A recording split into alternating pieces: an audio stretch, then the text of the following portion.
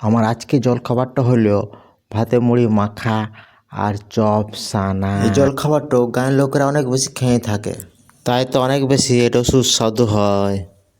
ভিডিওটা শুরু করি। আমি দেখলাম বাটিতে কাল রাতের অল্প ভাত পড়ে আছে।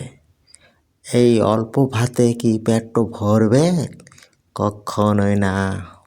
ভাত গালা একটি জামে সব গালায় ঢেলে দিলাম। ভাতের ওপর মুড়ি ঢেলে দিতে দিতে জামটাকে হাত ভরা করে দিলাম। এবারে ভাতে মুড়িতে মাখতে লাগলাম। ভাত মুড়ির আসল স্বাদটা পেতে হলে ভালো করে মাখতে হবে, যাতে ভাত মুড়িটা এক হয়ে যমজ ভাইয়ের মতো দেখায়। এবারে অল্প নুন ছড়াই দেব। নুন ছড়ানোর পর ভাত মুড়িটা আবার ভালো করে মাখতে হবে, যাতে নুন গালা ভাত মুড়িতে ভালো করে মিশে যায়। চলো এবার মাখাটা হয়ে গেছে। এবার একটি চপকে সানতে হবে।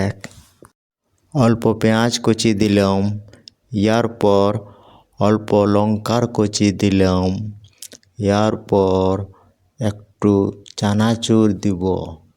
চানাচুরটা অল্প দিব না, অল্প বেশি দিব। ঝেড়ে ঝেড়ে বার করে দিচ্ছি, দেখো কেমন বেরাইলো। এবার অল্প জল জিরাটা ছড়াই দিব, যাতে টেস্টিটা হয়। অল্প মতো তেল দিয়ে দিব। ইয়ার পর চপটাকে হাতে ফাটাই কষ্টাই ছিছাতুর করে বাটিতে রেখে সানতে শুরু করলাম। আসল স্বাদটা তো এখানে লুকায় আছে। সেজন্য চপটাকে পেঁয়াজ লঙ্কা চানাচুরের সাথে ভালো করে সানতে হবে যে, তবেই তো লাগবে স্বাদের স্বাদটা। চপ সানাটা হয়ে গেছে।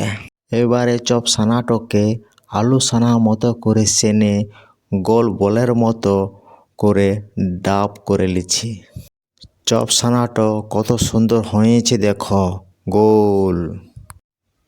চপ সানাটাকে ভাত মুড়ির ওপর নিয়ে নিলাম। ওয়াও, কি দারুণ লাগছে, আর লোভ সামলাতে পারছি না।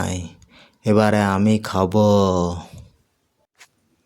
জিভে জল পড়ার আগে মুখে অল্প ঢুকাইলি। বাহ বাহ, কি স্বাদ।